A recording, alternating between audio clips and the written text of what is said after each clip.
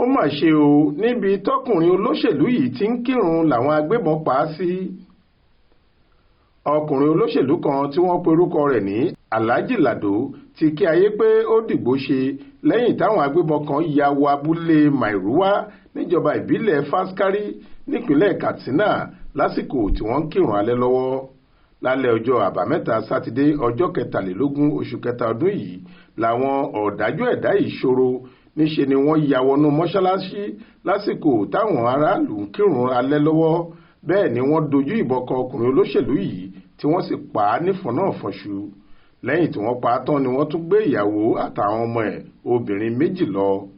ẹlòmíì tóun náà tún kàgbákò ikú nínú ìṣẹ̀lẹ̀ láabi yìí ni ọkùnrin tí wọ́n ń pe orúkọ ẹ̀ ní Sanni tó jẹ́ òṣìṣẹ́ elétò ìlera Mairuwa Health Facility tó wà ní abúlé náà.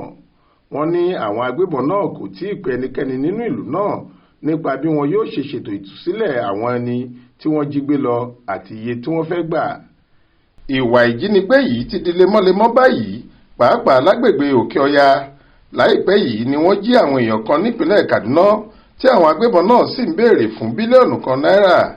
bákan náà ni wọ́n ya bo ọjà kan lásìkò táwọn aráàlú náà ń nájà lọ́wọ́ nípínlẹ̀ Niger lọ́sẹ̀ tó kọjá yìí.